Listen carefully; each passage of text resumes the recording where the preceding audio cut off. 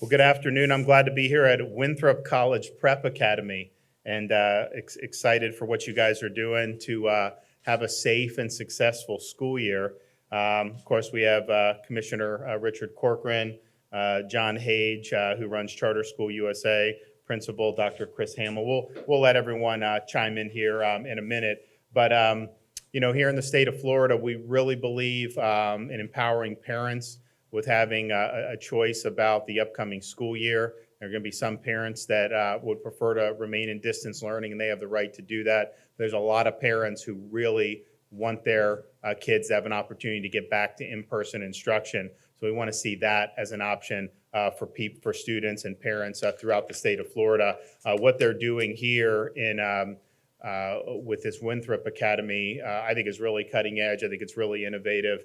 We were talking earlier about, you go back, like when I was in school, if you missed school because you're sick, you just missed. Now that they've kind of have all the technology and the distance component, even when you're in person, if someone is sick, you have the ability to probably just watch the classes. At least I know that's what they're going to do here. So it really helps students not falling behind, when they do have to do it. But what Winthrop is doing is saying, okay, we understand the situation we're in. But we're going to figure out a way to make it work. We're not just going to say we can't.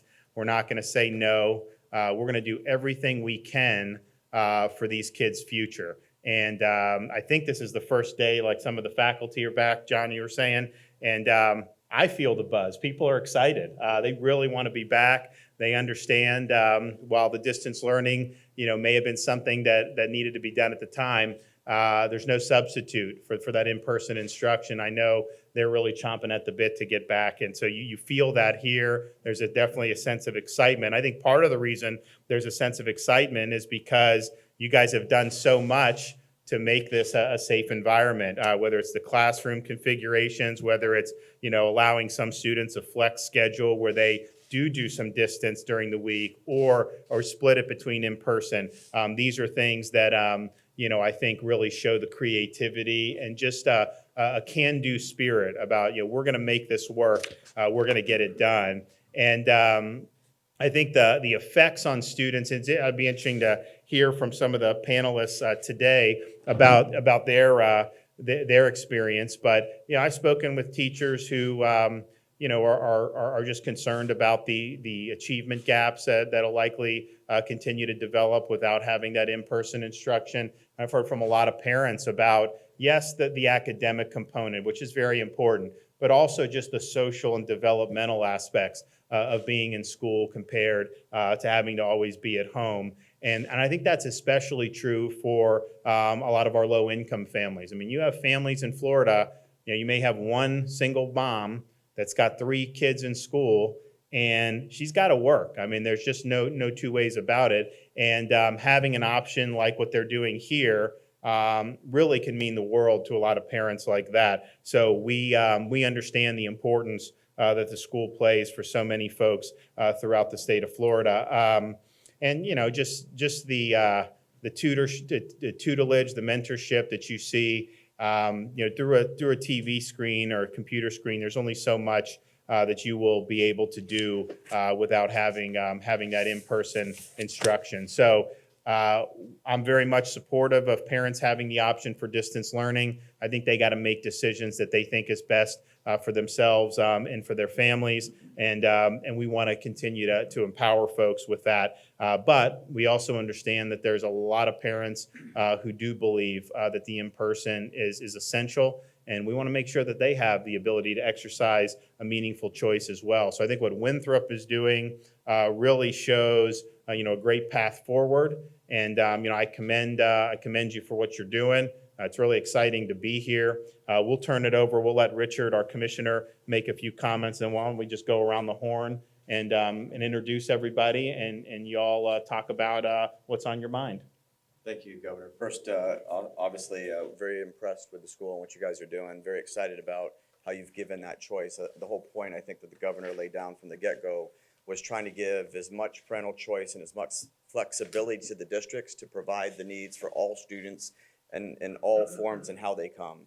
Recognizing not all parents are equal, not all children are equal. They all have different, come from different learning modules, abilities, and what have you, and so that the school system should be able to give that parental choice and have that flexibility to make sure they're meeting those children's needs and maintaining safety. I think it's also really impressive being here that, you know, there's always silver linings in all these adversities that we have, and one of them is I think you're seeing for the first time where you could, in a regular day pre-COVID, if you were sick and you were home, you missed that day of school. And now with these innovative models, that child can be sick at home and still be participating with his classroom and not miss any days of learning. And so that's fantastic. And those are some of the things I think that will come when we come fully out of COVID. We'll have a lot of innovations that will continue to help our students grow emotionally and academically. I always say, and I know the governor says it, his children, God bless them, are all under the age of 3 under 5. I've been there. It's tough sledding. But I, too, have 6 children. All my children are in public schools. I have 2 in high school, 1 in middle school, 2 in elementary school, and 1 in university. All 6 of my children are going back to their campuses because we've made that decision that we think that's best for them. And so I think that's the important part about this experiment that you guys are doing is you've given just 3 great modules of learning for your students, and you're allowing them to interchange. If they want to start one way and come back in another way in the middle of the semester, then they're able to do that. And that's, you know, how we ensure safety and also how we ensure great learning. So I think it's fantastic what you guys are doing. Thank you. You want to start? Okay, go ahead. Thank you, Governor. Well, again, thank you for joining us. We're really thrilled to have you here and to be able to showcase what we're doing here at Winthrop College Prep Academy. You see some elements behind us of our mobile classroom. Not only have we leveraged the digital divide, we've leveraged the people. Our staff is on site today, training for the first day, and their energy is just contagious. And that really speaks volumes to the industry being such a socially based industry. We love working with students, and to work with them physically in socially distanced classrooms or mobilely through our digital devices is huge. One of the things that we have included this year at WCPA is in our success block, we're focusing in on our social emotional curriculum, attitude as altitude, to help our students tamp down some of the anxiety, some of the depression that has come out of the pandemic, and help them kind of, if you will, return to a more normal, traditional school environment. But the staff is excited. We have a building that allows us to socially distance. We're opening with 9th and 10th, we'll have about 50% capacity at the school. So we certainly have more than enough space to physically distance. And then you add in our digital component to it, and we are definitely ready to serve the students wherever they may be. Great. Did you want to wait, or did you want to go to Nicole, or? Just go ahead. Okay. My name is Nicole Lohman. I'm a social studies teacher here at Winthrop.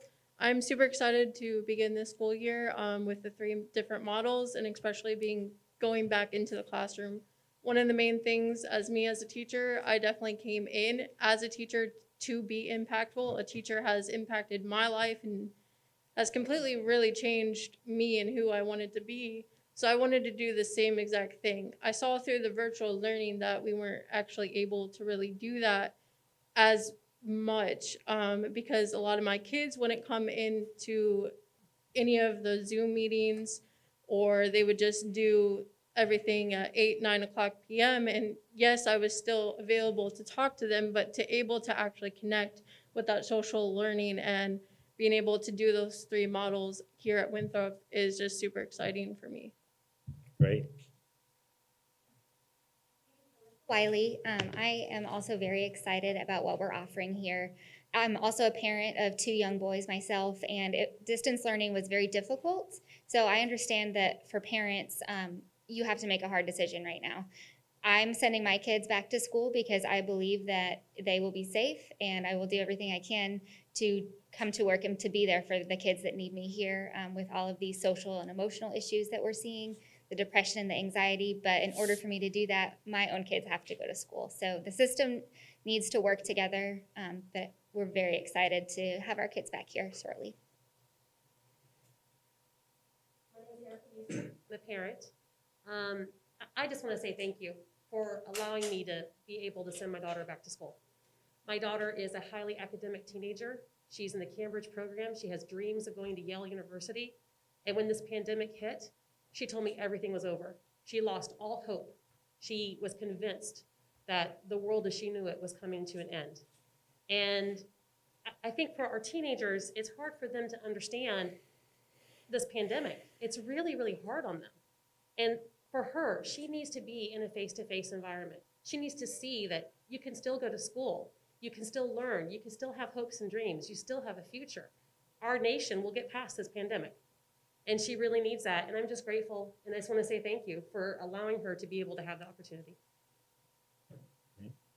Is Jai Foreman. I am the college and career counselor.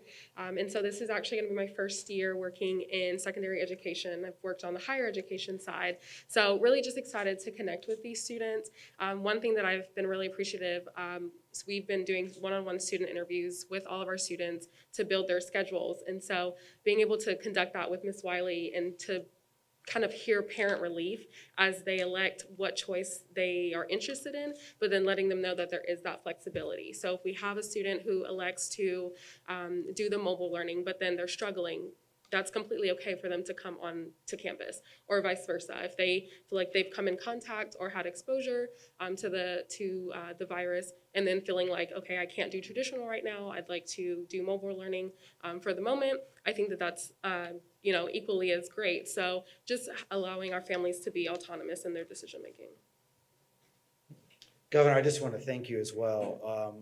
It was an honor to serve on the opening task force, the reopening task force. It's an honor to have this school and the leaders we have. Across the Charter School USA system in Florida, about 65 schools, about 60,000 students, and we are trying in every case to give choices. Where we can't do that, for example, in South Florida, we're going to try to move when the data starts to give us that opportunity to move into that full. But here in Hillsborough County, where the data has shown for weeks that we've been in a very good position and it's getting better each day, even though that we want to be prepared for all options. So we gave parents and teachers options. So in the parents' case, about 60% of our parents have chosen in this school to come back in some form of in-person learning, either in full time or in part-time. About 40% of those families have chosen to stay with a mobile learning environment. And we're excited that our teachers have chosen that they want to come back and teach. So we're really excited because we think we can do this, and we know we can do this safely. We're watching the international data. We're following the best trends. We already have schools in other parts of the country who've opened up in the last 2 weeks, and we've already watched that data. And we believe that we can be an example for doing this appropriately and putting kids first. My last point is that we talk about workers that are essential. Teachers are essential workers, but students are essential. And I don't think we've focused enough on how students have to become essential back into our everyday lives. And as a dad of 6, I can tell you as well that, our kids have to come first. And so we're making the same kind of choices to put our kids back in school. So we're excited that you're here today and for your leadership. And we all as a nation can do this carefully and constructively, and putting the parents and the students and our staff all in the same place of doing it safely. Great. Well, no, I thank you. Just had a couple questions. So Nicole, your fellow teachers, are they excited like you are to get back, and do they feel the need to really have that in-person instruction again? I think generally speaking, they are a little bit hesitant.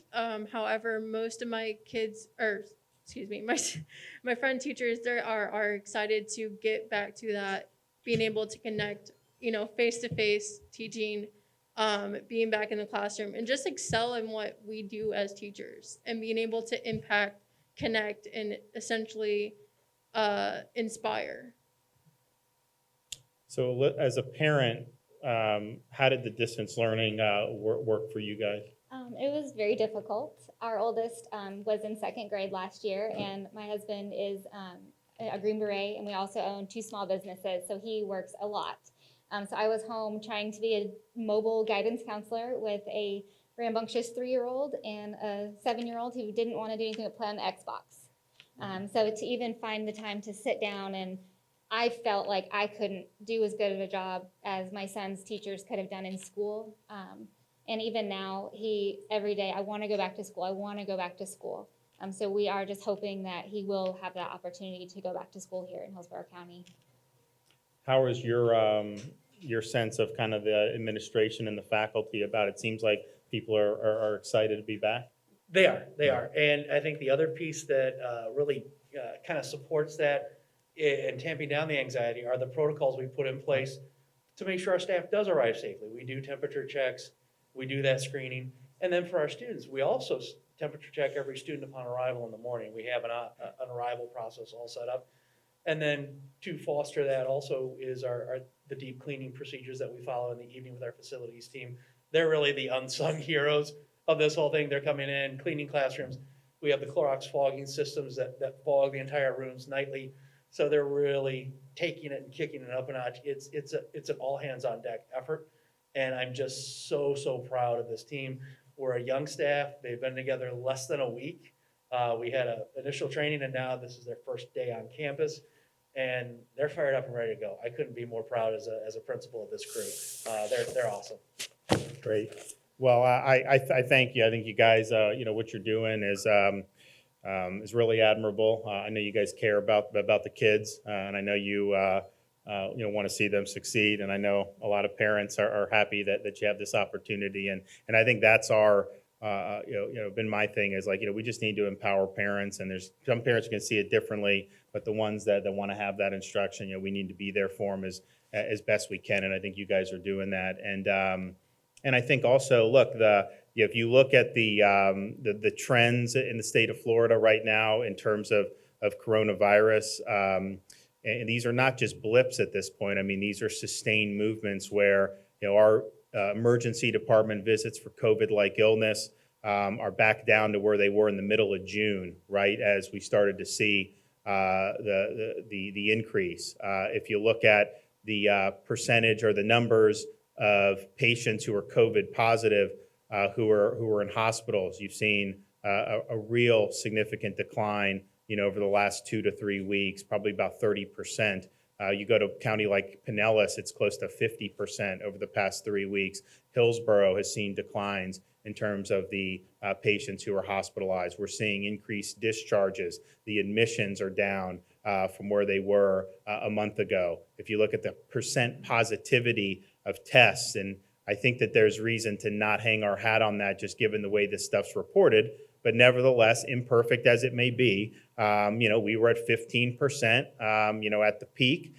We got down into the 11, 12, and now for new cases, we've even gotten down to in the 8% range. And you are seeing the same in South Florida. We have point of care testing at one of our main test sites in Miami-Dade, and that is showing 10, 11% positive for symptomatic test takers. I think Broward has been single digit for the last 5 days. Palm Beach has been single digit. So I think they're going to continue to move in that direction. And obviously we want to continue to see that.